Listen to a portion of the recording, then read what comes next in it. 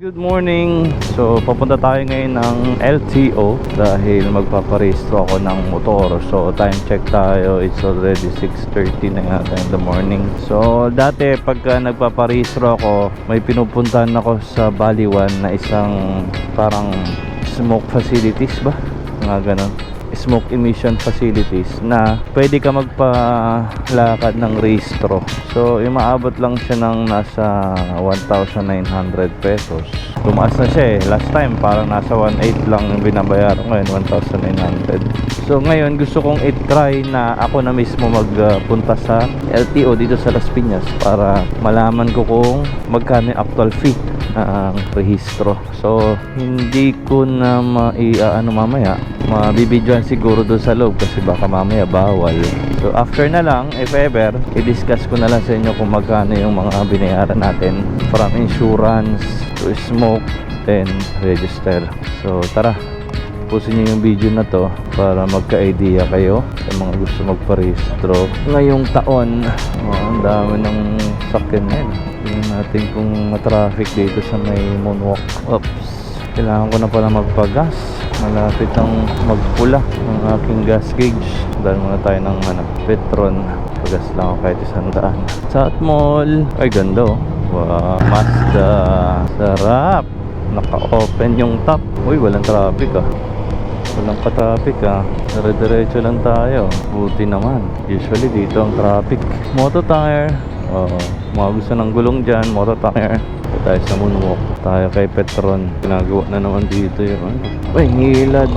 Aray ko. Tapos muna tayo kay Petron. Under maintenance. Dito tayo. Ano ba? XCS 77.30. Sandaan lang? 76 pala. Extra. Grabe. 1.32 lit.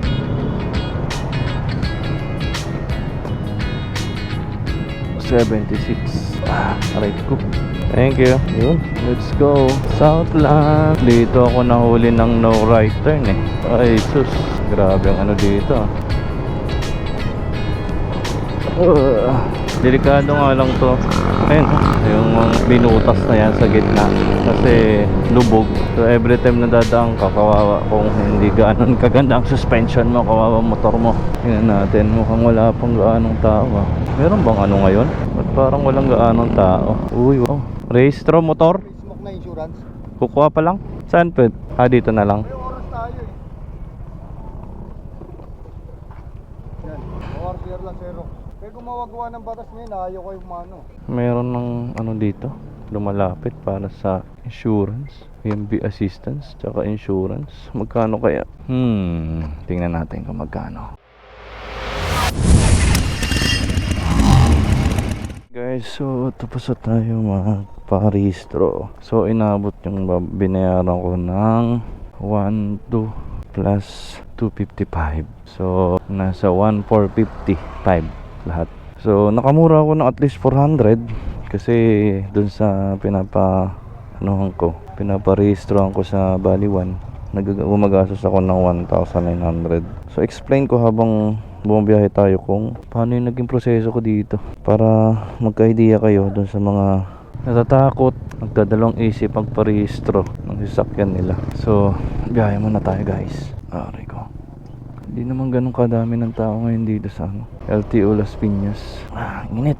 So pagdating ko kanina, di ba nakita nyo or napansin nyo may lumapit sa akin. So sila yung mga nag-assist. Tatanungin kayo kung mayroon na ka-insurance and smoke emission test certificate, kasi pwede nyo naman siyang ipagawa sa labas para pagdating nyo dito diretso na kayo sa inspection. So kanina pagdating ko, nilapitan ako ng mga naka-orange sa loob.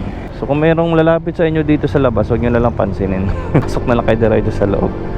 So dun sa mga first time na magpaparehistro na walang idea kung ano yung gagawin nila sa loob, so sundan nyo lang yung ikukwento ko or sasabihin ko sa inyo detalye para pag kayo gusto nyong kayo mismo personal magpaparehistro, hindi kayo malito. So upon entry sa LTO Las Piñas, so yun nga, sabi ko mayroong lalapit sa inyo para i-assist kayo. Tatanungin lang naman kung meron kayong smoke emission certificate tsaka insurance. So okay, matatakot kasi ano naman sila sa loob eh, wag nag-a-assist lang. So, i-guide kayo, sasamahan kayo dun sa loob. Sa insurance nga pala, medyo may kamahalan dito sa loob ng LTO Las Piñas kasi binayaran ko dun is 700. Kung sa labas kasi yan, around 350 to 400. Depende sa insurance sa kukuhanan nyo. So maganda kayo sa kanila. Dire-diretso na kasi pag dito ka. Wala nang hassle. Pagka nagawa na nila ng insurance, nabayaran nyo ng 700, automatic diretso na kayo sa smoke emission, which is yung sa paglabas nyo doon sa kwarto ng ng insurance sa kanan pa, tapos dire-diretso nyo lang. Bibigyan nyo lang doon sa cashier, magbabayad ulit kayo doon ng 500 pesos. Okay? Pag motorsiklo, di ko lang nakita pala yung sa sasakyan pero alam ko parang sa 600 yata, 800 yung sasakyan pagdating sa smoke. So, ayun, once na nakapagbayad na kayo, waiting time lang. Hihintayin nyo yung tawag nung parang yung staff doon, yung nagdi-dispatch ng mga or nag-i-smoke emission. Hihintayin nyo yung tawag. Pag tinawag yung pangalan nyo, sinabi, dalhin nyo na dito yung sakyan or yung motor. So kukunin nyo kung saan kayo nakapark. So pag once na nakuha nyo na yon, dinala nyo doon at na-smoke na, ang next nun is doon na sa MB or motor vehicle inspection na. So i-test lang, make sure lang na gumagana lahat ng yung ilaw, headlight, signal light, especially yung sa tail light nyo. Make sure na may ilaw yan. Tapos busina, yan, importante yung busina kasi talagang papatunogin nila yung busina. Once okay na yan, at make sure lang na authenticate yung nyo, kasi pag nakita hindi authenticate pala yung inyong insurance, papabalikin kayo dun sa insurance room. So make sure na lang na nakapa-authenticate nyo bago kayo pumunta ng smoke emission. Okay?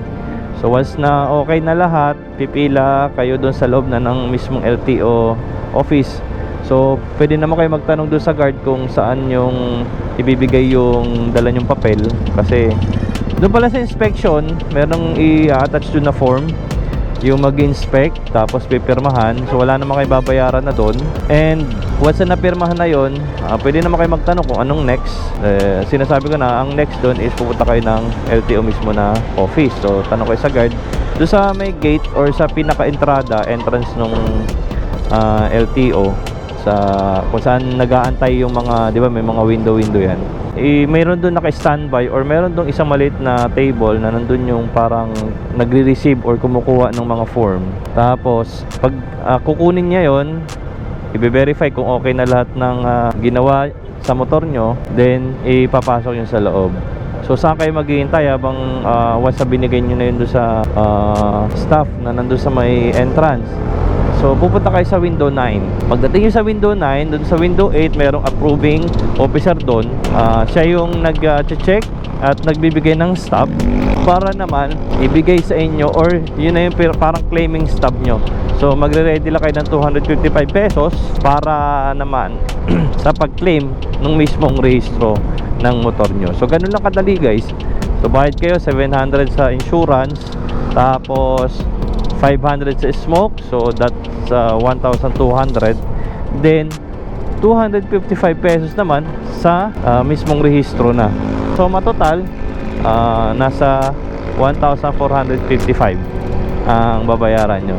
Okay, so ganun lang kadali. So hindi na kayo kailangan magbayad ng 2,000, ng 2,300, ng 2,500, ng 3,000 para lang magpalakad ng inyong pagpaparehistro. Okay, so kung may mga tanong kayo, feel free to comment and feel free to message dyan sa ating comment section dito sa ating YouTube channel para mabigyan ko kayo ng idea.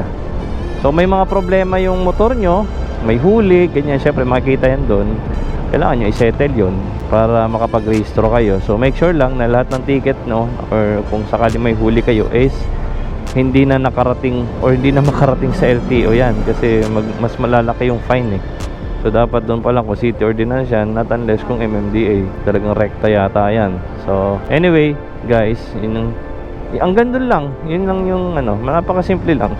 Hindi siya masyadong hindi mahirap, kumbaga. Hindi siya mahirap, napakadali lang nagawa mo kuya. Hindi siya mahirap, hindi komplikado.